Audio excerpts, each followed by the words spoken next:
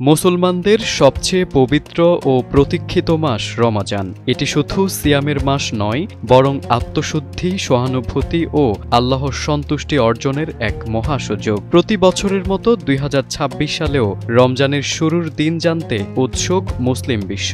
এ নিয়ে জল্পনার মধ্যেই সম্ভাব্য তারিখ জানিয়েছে সংযুক্ত আরব আমিরাতের জ্যোতির্বিদরা।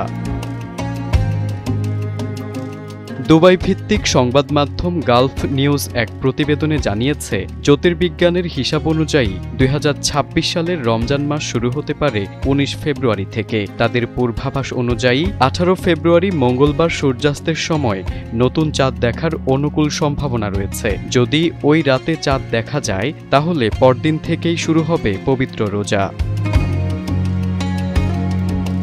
আমিরাতের জ্যোতির্বিজ্ঞান সংস্থা বলছে, শাবান মাসের ২৯ তারিখে চাঁদের অবস্থান রমজান ঘোষণার জন্য যথেষ্ট উপযোগী। তবে তারা এটিও স্পষ্ট করেছে যে চূড়ান্ত সিদ্ধান্ত হবে ধর্মীয় কর্তৃপক্ষের চাঁদ দেখার রিপোর্ট অনুযায়ী, কারণ ইসলামী শরীয়তে চাঁদ দেখা এক গুরুত্বপূর্ণ ধর্মীয় রীতি।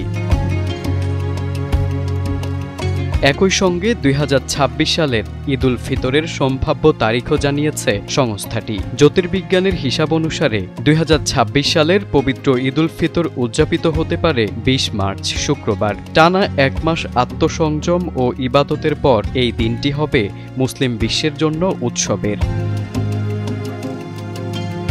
প্রতিটি দেশ তাদের নিজস্ব ধর্মীয় নীতিমালা অনুসারে চাঁদ দেখার বিষয়টি বিবেচনা করে। যেমন সৌদি আরব, আমিরাত, কুয়েত ও কাতারের মতো দেশগুলো জ্যোতির্বিজ্ঞানের গণনাকে গুরুত্ব দিয়ে থাকে। অন্যদিকে বাংলাদেশ, ভারত ও পাকিস্তানের মতো দেশগুলো চাঁদ দেখার জন্য চোখে দেখাকে প্রধান মানদণ্ড হিসেবে অনুসরণ করে। ফলে দেশে দেশে রমজান শুরুর তারিখ ১ বা ২ দিনের পার্থক্য হয়ে থাকে। রমজান কেবল উপবাস বা রোজার মাস নয়, বরং এটি আত্মশুদ্ধি, সংযম, সহমর্মিতা ও ইবাদতের এক অনন্য সময়। এ মাসেই কোরআন শরীফ নাজিল হয়, আর শেষ দশকে রয়েছে লাইলাতুল কদর, যা হাজার মাসের চেয়েও উত্তম। রমজান শেষে আসে পবিত্র ঈদ উল ফিতর, যা মুসলমানদের জন্য আনন্দ, একতা ও উদারতার এক মহোৎসব। তারেক আজিজ, সময়ের আলো।